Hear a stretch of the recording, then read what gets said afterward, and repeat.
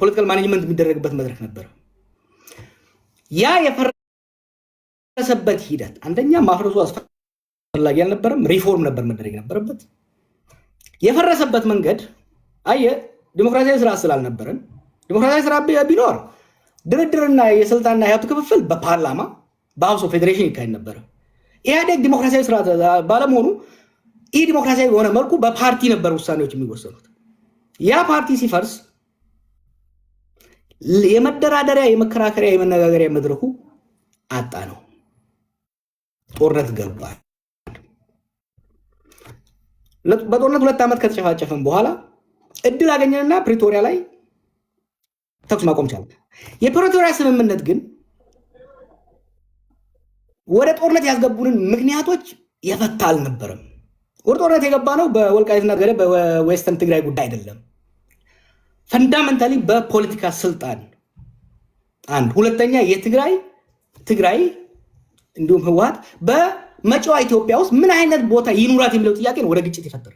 ወደ ግጭት ያስገባን በአብይና እሱ ስልጣን የያዘው ኃይል ወደ መቀሌ ሄደው ህወሓት እንደ መሪነት ግን ከኋላቸው ያለው ኮንስቲትዩንሲም የወደፊት ግንኙነቱ የስልጣንና የሀብት ክፍል የሴኩሪቲ ጉዳይ እንዴት ይሁን የሚለው ነው ወደ ጦርነት ያስገባን። ከጦርነት ፕሪቶሪያ ላይ ግን አደራዳሪዎቻችንም ወይ አልገባቸውም ወይ ሸረኞች ነበሩ። ነገሮችን ከስር መሰረቱ የመፍታት ፍላጎት አላሳዩ። ይሄን ምለው ቀጥታ ተሳታፊ የነበርኩ ሲያደራድሩ የነበሩትም ተደራዳሪ የነበሩትም ሰዎች ሰማቃቸው የፖለቲካ ኢሾችን ወደ ጦርነት ያስገቡን መንስኤዎችን ወደ ጎን ያገለለ ነበር።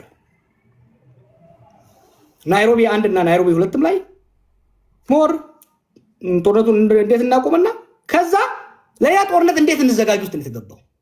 ከዚህ በፊት ወደ ጦርነት ያስገቡን ችግሮች ቅድም ያልኳቸው የፖለቲካዊ ማህበራዊ ጉዳዮች፣ የሴኩሪቲ እና የስልጣን ጉዳዮች ተደራድሮ የወደፊቷ ኢትዮጵያ ውስጥ የትግራይ ቦታና የትግራይ ሊቃን ቦታ ምን ይሁን የሚለውን ከመደራደር ይልቅ ከመነጋገር ይልቅ አብይና በአዲስ የታረቁት የህወሓት ኃይሎች እንዴት ተስማምተን ኤርትራን እንውጋ ነበረ። ምን ዋሻቸው ነገር አልነበረም። አወዘራ ናይሮቢ ተው አይሆንም። አዙሪት ውስጥ ነው የምትከቱን። ሪሜምበር 2018 ኢሳያስና አብይ እንደዛ ሲያስጨፍሩን ይሄን ነገር ጸረ ህወሓት አላያንስ አታድርጉት።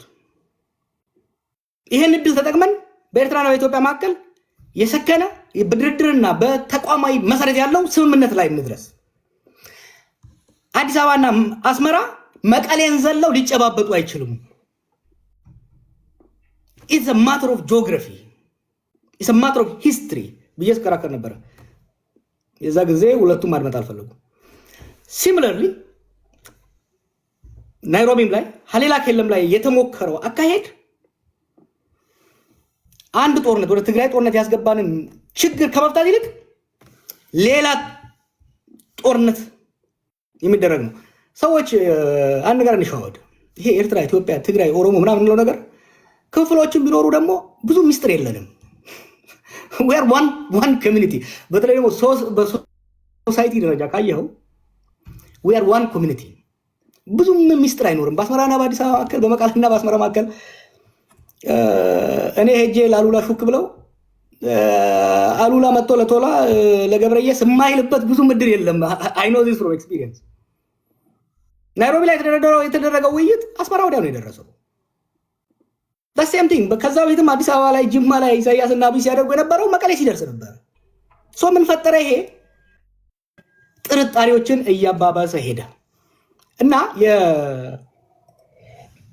ከዛ ወዲህ ደግሞ የትግራይ የውስጥ ምስቅልቅልነቱ በተወሰነ ደረጃ የአብይ ኮንትሪቢሽን የነበረበት ህወሓት ያው በጣም ጠለቅ ማለት አልፈልግም እንጂ ህወሓት ከመለስ ሞት በኋላ ህወሓትም ኢህአዴግም ክራይሲስ ውስጥ ገቡ። የዛ ውጤት ነው አንዱ።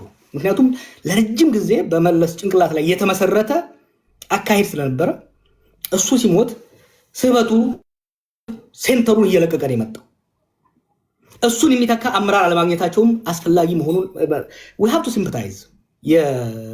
ዝም ብለን ህወሓት ዛሬ ያለው ህወሓትና የዛሬ 10 ምናምን ዓመት የነበረው ህወሓት አንድ አይደለም። የፖለቲካ የስትራቴጂክ ሊደርሺፕ ችግርም ተፈጥሯል።